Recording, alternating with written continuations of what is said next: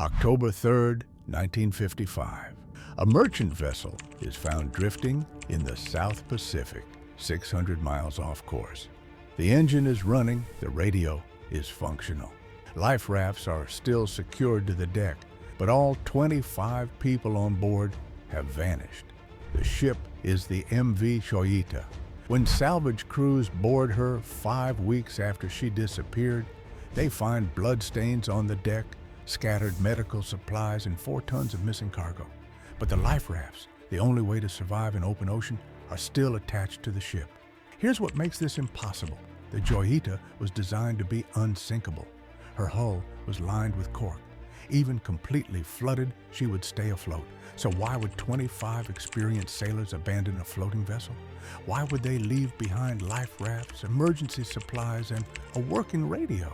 And where are the bodies? This is the investigation into the ghost ship of the Pacific, the vessel that floated for 5 weeks with no crew, and the 25 people who vanished without a trace. October 3rd, 1955. The MV Joyita prepares to leave Western Samoa. Captain Thomas "Dusty" Miller commands a crew of 16 and carries 9 passengers, including a government official, a doctor, and 2 children. Their destination, the Tokelau Islands, a routine 2-day journey. At 5 a.m., the Joyita departs. She's running on one engine due to a mechanical issue, but Captain Miller knows she can make the journey. October 5th. The expected arrival date, no ship appears. October 6th, still nothing. By October 7th, search and rescue operations begin. For 5 weeks, aircraft and naval vessels find nothing. Then, on November 10th, 1955, the merchant vessel Tuvalu spots something drifting 600 miles north of the intended route. It's the Joyita, abandoned, listing heavily, but still afloat. When salvage crews board the Joyita, they find a scene that defies explanation. The lower decks are flooded, but the cork-lined hull keeps her afloat. The engine is dead. It ran out of fuel days ago. That means it was running for days after the crew disappeared. The radio is functional, but one antenna wire is damaged. The crew could transmit, but only about 2 miles instead of 150. They were calling for help into empty ocean. Navigation charts are spread across the bridge. The ship's log is missing. The course shows they were heading north, the correct direction. Then investigators notice the blood. Deck planks are stained. Dried blood appears on railings and in the doctor's cabin. Not massive amounts, but enough to show injuries occurred. A doctor's bag lies open. Bandages have been used. Someone was treating wounds. 4 tons of cargo are missing, timber and oil drums. But valuable navigation equipment remains untouched. And then there's the evidence that stops investigators cold.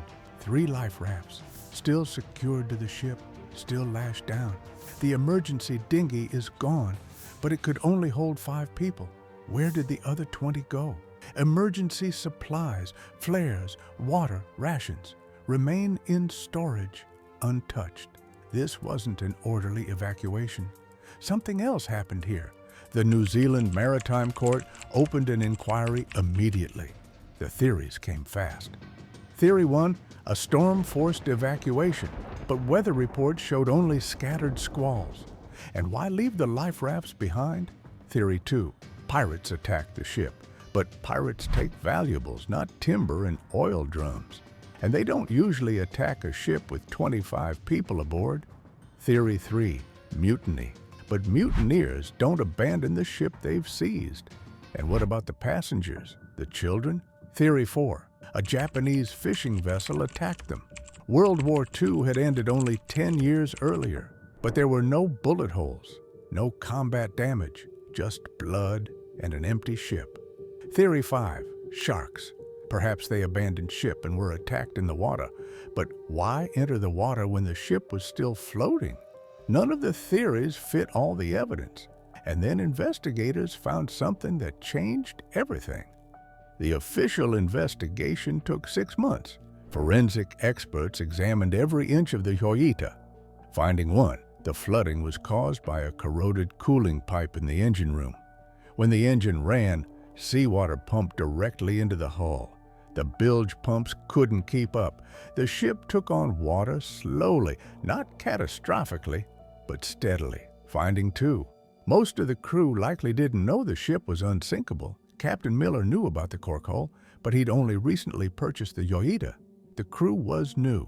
As water rose, panic could have set in. Finding three, the damaged radio antenna showed corrosion. It might have been broken before departure. When the crew called for help, no one beyond 2 miles would have heard them.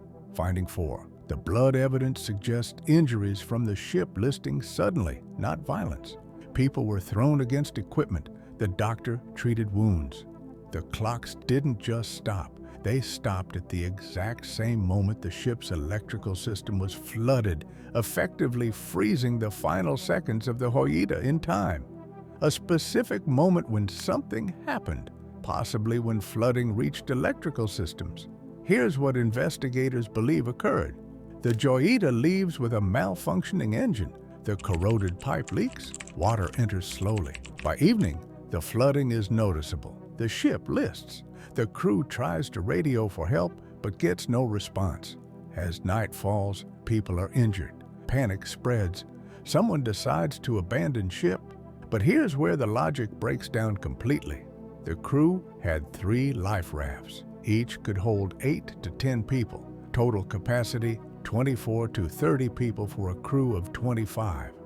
But the life rafts were never deployed. Only the small emergency dinghy was missing. Capacity, maybe 5 people. What happened to the other 20?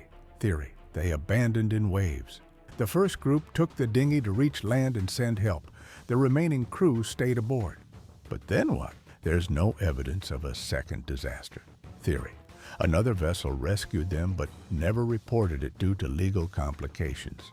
But 25 people in 70 years, not one survivor has come forward. Theory, they reached land and perished there. The Joyita drifted 600 miles north. Search aircraft covered thousands of square miles.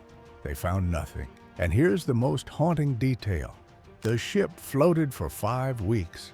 If the crew had stayed aboard, they would have survived. The Joyita remained buoyant. The cargo included food and water.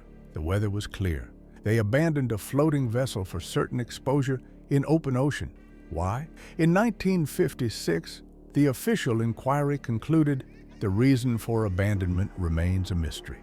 The MV Joyita was eventually salvaged and scrapped in 1959, but the mystery never died. What we know for certain, 25 people boarded the Joyita on October 3, 1955. Captain Thomas Miller, 15 crew members, and 9 passengers, including 2 children. None were ever seen again. No bodies recovered. No survivors found. The bloodstains were never identified. The missing cargo was never recovered. The ship's log has never been located. Modern maritime investigators have re-examined the case. Their conclusion, mechanical failure explains why the ship was in distress, but it does not explain the abandonment. If the crew knew about the cork hole, they should have stayed. If they didn't know, they should have used the life rafts. If they were attacked, there should be evidence. If they were rescued, someone should have reported it. Every logical explanation fails. The Joyita remains one of the greatest maritime mysteries of the 20th century, not because of what was found, but because of what wasn't. 25 people vanished. No witnesses, no wreckage, no graves, just a ghost ship drifting in the Pacific. Maritime regulations today require emergency beacons, satellite communication, and regular check-ins.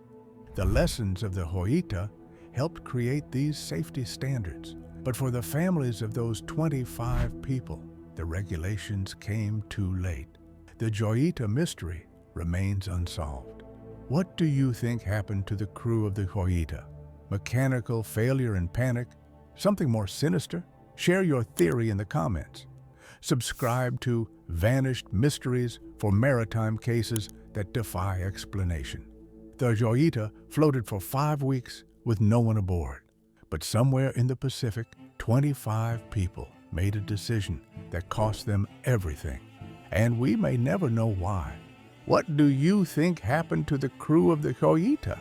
Did they abandon a floating ship in a moment of blind panic, or were they taken by a force that left no trace? Share your theory in the comments below. Subscribe to Vanished Mysteries for maritime cases that defy explanation. And if you want to see how forensic evidence can challenge everything we think we know, watch our investigation into the Tylenol murders, another case where the official story doesn't match the evidence left behind. The ocean may keep its secrets, but the truth is always buried somewhere.